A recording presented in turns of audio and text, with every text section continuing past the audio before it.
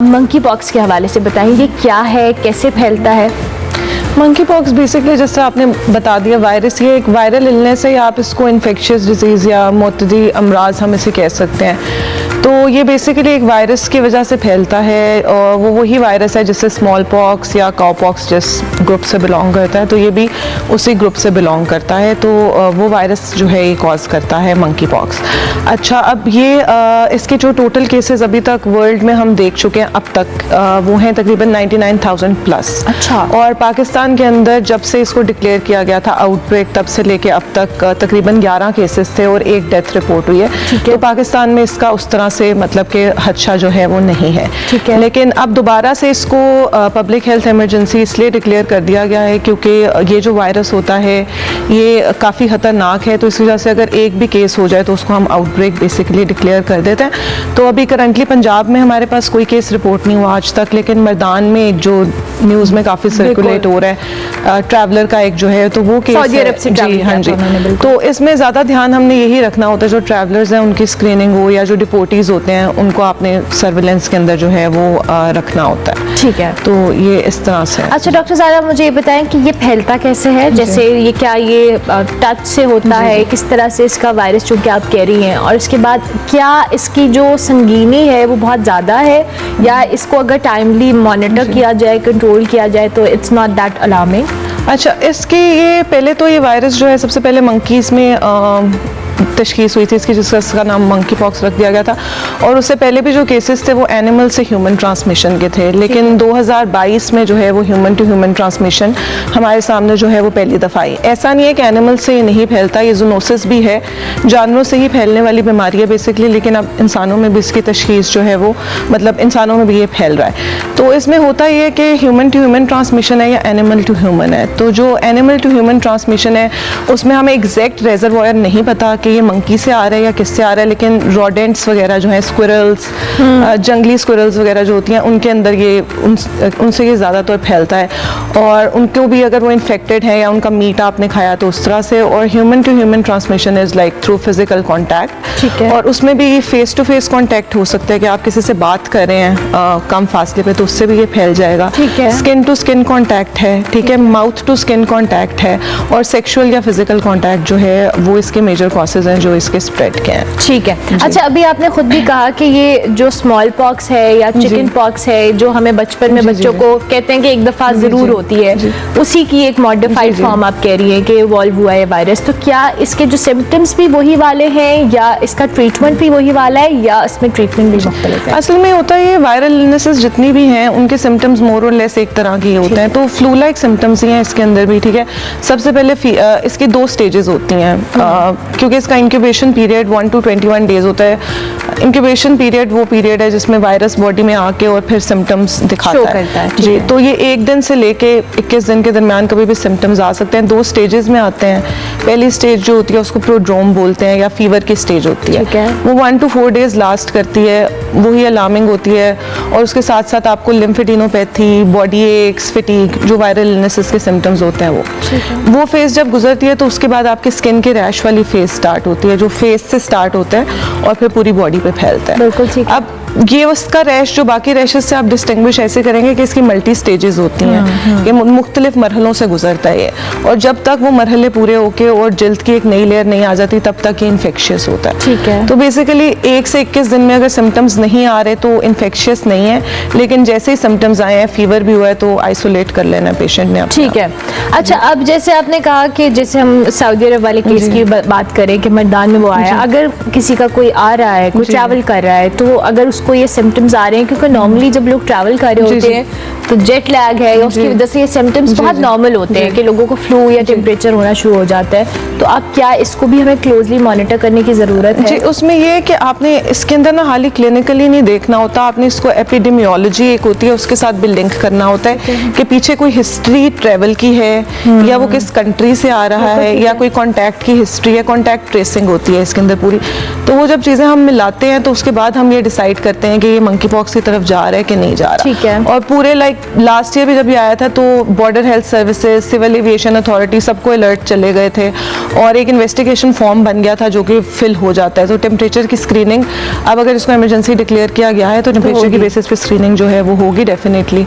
और अच्छा, अभी आपने खुद कहा, जैसे हम आपने कहा कि लास्ट ईयर जब ये स्ट्रेन आया था इस वायरस का तो इतना ज़्यादा लीथल या उस तरह का नहीं था, खतरनाक नहीं था, बट हमने कोविड के केस में देखा था कि जैसे जैसे उसका वायरस इवॉल्व हो रहा था, म्यूटेट हो रहा था, तो वो वर्स्ट हो रहा था। तो क्या खुदा ना खास्ता अब ये दोबारा से हमें जो अलर्ट आया है इस हवाले से और खदशा जाहिर किया जा रहा है, क्या ये वायरस म्यूटेट हुआ है? म्यूटेशंस तो नहीं, इसके ना दो क्लैड्स होते हैं, जैसे कह लें दो टाइप्स हैं, एक टाइप 1 है और एक टाइप 2 है। जो लास्ट ईयर हमने केसेस देखे थे वो टाइप 2 वाले थे, वो इतने स्वेयर नहीं होते, उनकी फेटेलिटी या मोर्टेलिटी जो है वो तकरीबन 1% है, यानी कि 100 लोगों के अंदर एक इंसान जो है वो मुतासर होगा और डेथ हो सकती है उसकी। लेकिन अब जो क्लैड है ये इसलिए अलार्मिंग है क्योंकि ये खतरनाक है और इसकी 4% है जो है वो इसके अंदर है, यानी कि हर 10वें इंसान में से जो है वो 4 लोग जो है उनको ये मुतासर कर सकता है और डेथ जो है 1 in 10 इसकी जो है, तो इस लिहाज से ये खतरनाक है। बहरहाल ये सेल्फ लिमिटिंग बीमारी है, अगर ये टाइम से डायग्नोज हो जाए, आइसोलेट हो जाए, आप इसमें सपोर्टिव केयर प्रोवाइड कर दें तो इसकी रिमिशन जो है वो हो जाती है, कोई इसमें इतना मसला नहीं है क्योंकि पर्सन टू पर्सन कम्युनिकेशन भी उस तरह से नहीं है अनलेस आपका फिजिकल कॉन्टैक्ट ना हो। ठीक है, और क्या इसका जो हमने अब जाहिर है देखा है, पहले भी इसका स्ट्रेन जैसे आया था और इसकी मेडिकेशन या सारी चीज़ें हमने रिसर्च बेस कुछ किया है या हम उसको सिर्फ क्योर करने के लिए अपने तौर पे मेडिसिन? देखिए, अब एक तो इसमें हो गई ना सपोर्टिव केयर, क्योंकि पाकिस्तान में अभी हमारे पास ना दवाइयाँ अवेलेबल हैं ना ही वैक्सीन अवेलेबल। अच्छा, नहीं है। वैक्सीन मौजूद है, दवाई भी मौजूद है जिसकी रिक्विजिशन भेजी गई थी लास्ट उसमें,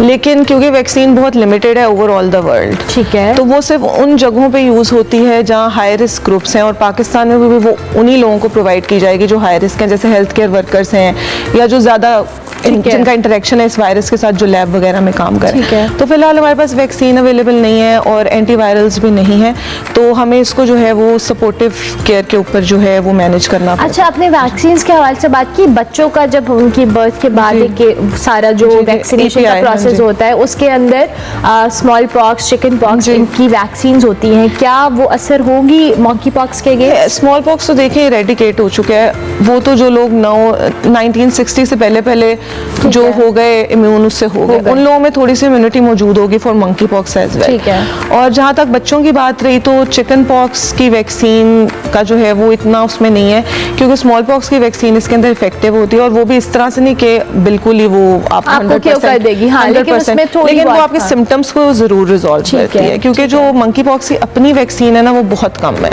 ओके, तो वो हाई रिस्क लोगों के लिए उन्होंने रखी होती है, बच्चों के स्केड्यूल में वो ऐसा शामिल नहीं है। ठीक है। अच्छा डॉक्टर ज़ारा, अभी जैसे हमने कोविड के दौरान देखा था कि जब भी कोविड को लेकर पूरी दुनिया के अंदर अलार्म, अलर्ट, सारी चीज़ें एक्टिव हुई थी और लोगों को बताया गया था कि बहुत मेजर एक हेल्थ इशू है और फिर वो साबित भी हुआ था कि हेल्थ इशू है, लेकिन जब हमने बर्ड फ्लू देखा या इस तरह की कोई भी डिजीज़ देखी तो जाहिर एक बहुत जो मेजर थ्रेट जाहिर किया जाता है, लेकिन फॉर्चुनेटली वो उस तरह से नहीं होता। क्या हम इस मंकी पॉक्स के केस में भी एक्सपेक्ट करें कि खुदा ना खास्ता ये कोई इतना ज़्यादा अलार्मिंग नहीं है जितना हमने कोविड के टाइम पे चैलेंजिंग रहा था हमारे लिए? इसमें हमें फ़ायदा कोविड का थोड़ा सा ये हो गया कि हम लोग मेंटली तौर पे प्रिपेयर हो गए हैं और वैसे भी मेडिकली तौर पे भी।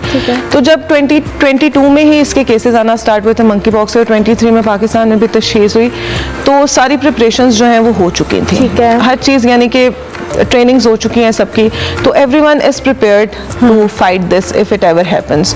तो इसलिए ये इतना बड़ा खतरा इसका लाहक नहीं होगा और दूसरा कम्युनिकेबिलिटी इतनी नहीं है, ये एक फ़ायदे की चीज़ है और आप इजीली इसकी तशख़ीस कर सकते हैं, स्क्रीनिंग अवेलेबल है, टेस्टिंग अवेलेबल है, कोई इतना मसला नहीं। कोविड में तो अभी हम एक्सप्लोर कर रहे थे वायरस को भी, टेस्टिंग को भी, हर चीज़ हमें समझ ही नहीं, हम तो बुखला गए थे। एग्जैक्टली। अब ये है कि ये पहले एग्जिस्ट करती थी डिजीज़, लेकिन ये फिर ख़त्म हो गई और फिर ये दोबारा से री इमर्ज हुई, तो इसलिए इसका वो इतना इशू नहीं है। मतलब प्रिपरेशंस हैं इसके लिए गवर्नमेंट की भी, कंट्रीज़ की भी, और सब कुछ यानी कि इन लाइन है। ठीक है। अच्छा, अब आपने जैसे खुद भी एयरपोर्ट्स के ऊपर कहा कि सिविल एविएशन हो या दीगर इदारे हो वो कोऑर्डिनेशन में रहते हैं, मॉनिटर करते हैं, क्या प्रोसेस होना चाहिए और क्या अभी इस वक्त हमारे पास मौजूद है कि हम उसको मज़ीद बेहतर कर लें ताकि ये चीज़ें खुदा ना खास्ता आउटब्रेक की तरफ ना जाए? असल में ये है कि ज़्यादातर जो है ना वो बॉर्डर हेल्थ सर्विसेज का बहुत इसके अंदर रोल है क्योंकि ज़्यादा हम इसको ट्रैवलर्स के अंदर ही जो है वो देखते हैं। तो बॉर्डर हेल्थ सर्विसेज और civil aviation authority they are online कि अगर कोई मंकी पॉक्स का केस वो सस्पेक्ट करते हैं या कोई ट्रैवल कर रहा है तो उसको बिल्कुल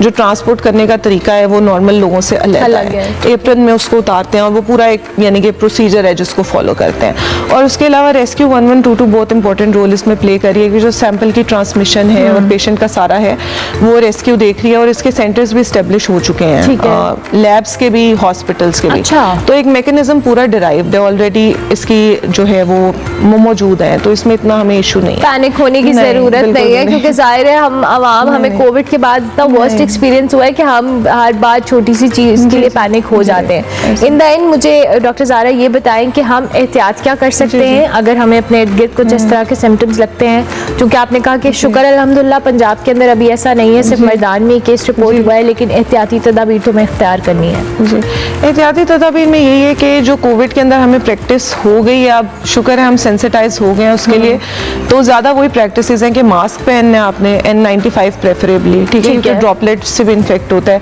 हाथ धोने हैं आपने कॉन्टीन्यूसली, और अगर आपको लगे कि आप में फीवर या कोई ऐसा सिम्टम है, क्योंकि अब एक चल तो रही है चीज़, तो फ़ौरन से आपने अपने आप को आइसोलेट कर लेना है अगर आपके पास फैसिलिटी मौजूद है। ठीक है। अगर नहीं मौजूद तो उसका हल ये है कि अगर आपको हो गया मंकी पॉक्स, लीजन्स भी आ गई हैं, तो आप अपनी लीजन्स को कवर्ड रखें, मास्क पहने, दूसरों से फासला रखें, घर में कोई पेट्स हैं तो उनके साथ इंटरेक्ट ना करें, क्योंकि पेट्स के थ्रू भी ट्रांसमिट हो सकती है, अभी हमें नहीं पता। ठीक है। तो ये बेसिक एहतियात हैं, कोई वॉशरूम, कोई सर्फिसेज यूज़ करें, उन्हें डिसइंफेक्ट करें, तो और एक दूसरे से फासला मेंटेन रखें, बस ये इसकी बेसिक जो है वो प्रिकॉशंस हैं